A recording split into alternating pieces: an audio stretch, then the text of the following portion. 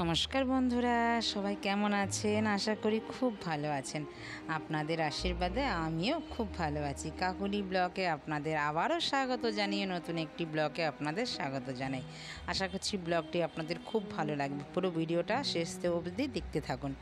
সকালবেলা গরম তো প্রচুর পড়েছে, টিফিনে কি খাবো একটা চিন্তা থাকে। আর এখন আর চিন্তা নেই, মা দিয়ে দিয়েছে চিড়ে, তাও আবার গোবিন্দভোগ চালের চিড়ে।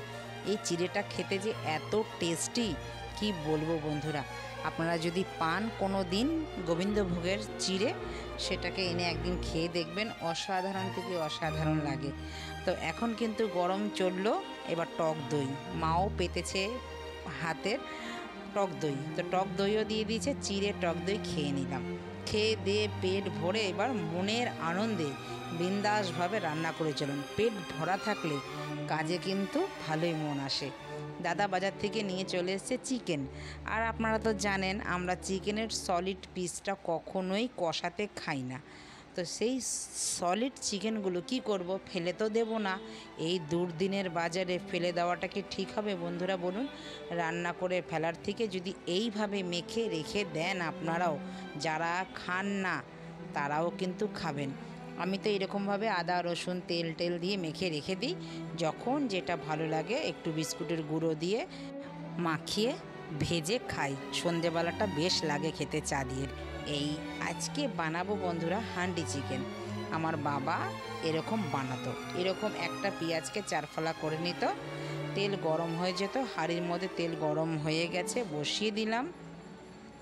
এবার দিয়ে দিলাম মশলা, যত রকমের গোটা গরম মশলা আছে তত রকমের গরম মশলা আর তেজপাতা শুকনো লঙ্কা দিয়ে দিলাম। একটু হওয়ার পর এই একটা পেঁয়াজকে বড় হলে 6 ফালা আর ছোট হলে 4 ফালা করে দিয়ে দিলাম। পেঁয়াজটা একটু ভাজা ভাজা হওয়ার পরে এবার মাংসগুলো একটু বিছিয়ে দিচ্ছি। দেখুন ঠিক বিছিয়ে দিলাম, বিছিয়ে দিয়ে একটু নিচ থেকে নেড়ে দিচ্ছি যেন পুড়ে না যায়। এই রান্নাটা করতে এত যে তাড়াতাড়ি হয় বন্ধুরা, একদিন বানিয়ে খাবেন। আমি আরেকবারও দেখিয়েছিলাম, এটা পুরো সম্পূর্ণ আমার বাবা রেসিপি, মানে আমার বাবা এইভাবে বানাতো, তা থেকে আমরা শিখেছি। আমরা 2 বোনই বানাই এইভাবে, খুব টেস্টি হয় কিন্তু এই হান্ডি চিকেনটা। এটা অনেকে মাটির হাঁড়িতে বানান, কিন্তু আমার বাবাকে দেখতাম সবসময় এরকম সিলভারের হাঁড়িতে বানাতো। তো আমরাও কিন্তু এরকম সিলভারের হাঁড়িতেই বানাই। আমার মাও শিখেছে, আমার মাও বানাতো। তো এরকম চিকেনটা ভাজতে ভাজতে দেখুন জল কিন্তু একদম নেই। চিকেনের নিজস্ব একটা জল ছাড়ে, যেহেতু ধোয়া হয় চিকেন অনেকবার করে, তার জন্য দিয়ে দিলাম নুন। নুন দিলে আবারও জল ছাড়বে। আর মশলাটা, গরম মশলাটা দিয়েছি আগে, এই চিকেনটার মধ্যে পুরো ফ্লেভারটা চলে যাবে। এটা যে ঢেকে ঢেকে রান্না হবে, ঢেকে ঢেকে রান্না করতে করতে একটু সময় ধরে হবে নিতে। একটু সময় না দিলে রান্না কিন্তু ভালো হয় না, আর ধৈর্য ধরে রান্না করলে সব জিনিসই ভালো হয়। তো দেখুন নাড়তে নাড়তে আমার কিন্তু চিকেনের জলটাও পুরোপুরিভাবে শুকিয়ে গেছে, মানে আর চিকেনের জল নেই বললেই চলে। উঠেছে এবার শুধু তেল। এবার মশলাপাতি একটার মধ্যেই গুলে নিয়েছি, আদা রসুন পেঁয়াজ, ধনে জিরে গুঁড়ো, লঙ্কা বাটা, একটু স্বাদ অনুযায়ী নুন তো দিয়েছি আগে, আর দিলাম এর মধ্যে একই সাথে একটু বিরিয়ানির গরম মশলা দিয়ে এবার ভালো করে কষাবো। কষিয়ে মানে মিনিট 10 ভালো করে নাড়াচাড়া দিয়ে নেব, আবারও ঢেকে দেব, কারণ এটা ঢাকার মধ্যেই রান্নাটা হবে। এতটাই যে টেস্টি হবে বন্ধুরা, না খেলে কিন্তু এর টেস্ট একদম বুঝবে না। আর মাংসটা একদম গলে মাখন হয়ে যাবে। চলুন ঢেকে দিই। এবার ঢেকে দেওয়ার পরে এর ওপরে একটা ভারী কিছু চাপা দিতে হবে। আমার নোড়া ছিল, সেই নোড়াটাই আমি চাপা দিয়ে দিলাম ভারী। তো মাঝে মাঝে একটু নিচ থেকে খালি নাড়া দিতে হবে যেন পোড়া না লেগে যায়, মাঝে মাঝে একটু দেখতেও হবে। দেখুন একদম কিন্তু মিলে মিশে কিন্তু একাকার হয়ে গেছে। এই যে বড় বড় পেঁয়াজগুলো কেটে দিলাম, দেখেছেন একদম গলে গেছে।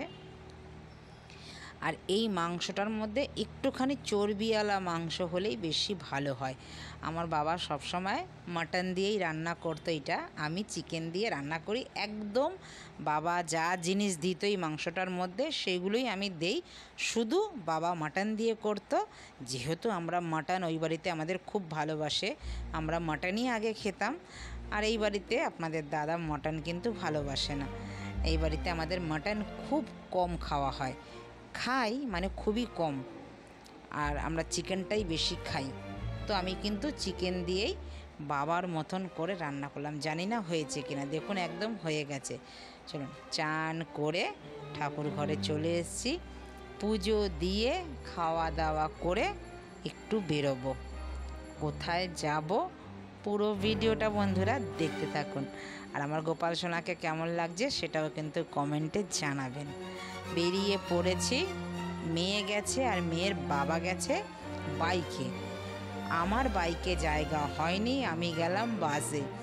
দেখুন পুরো রাস্তায় ঈদের জন্য কি সুন্দরভাবে সাজিয়েছে, দেখুন পুরো রাস্তাটা।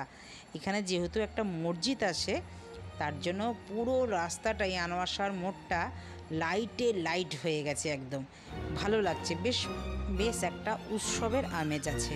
চলুন চলে এসেছি, এবার রাসবিহারীতে নেমেছি আমি। ওর বাবাও বাইকটা রাসবিহারীতে রাখলো, রেখে রাসবিহারীর ফুট থেকে আমরা হেঁটে যাচ্ছি আমাদের গন্তব্যের দিকে।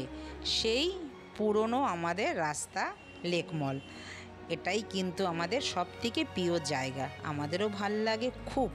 বন্ধুরা আপনাদের কেমন লাগে অতি অবশ্যই জানাবেন। আজকে যাব ম্যাক্সে, কিছু কেনাকাটা করব। কিসের জন্য কেনাকাটা করব সে পরেও ভিডিওটা আপনারা দেখতে পারবেন, প্রত্যেকটা ভিডিও ফলো করবেন আমার। তো বন্ধুরা কেমন লাগলো পুরো ভিডিওটা? যদি কোথাও ভালো লেগে থাকে একটা লাইক কমেন্ট শেয়ার করেই দেবেন। আর যারা আমার চ্যানেলে নতুন আছেন তারা কিন্তু চ্যানেলটিকে সাবস্ক্রাইব করে রাখবেন, পাশে থাকা বেল আইকনটিও প্রেস করে রাখবেন। পরবর্তী ভিডিওতে আবারও দেখা হচ্ছে, নতুন কিছু নিয়ে আসবো নতুন ব্লকে। তো চলুন এখন যাওয়া যাক ম্যাক্সে। ম্যাক্সে তো অ্যালাউ নেই ক্যামেরা। নমস্কার, টাটা।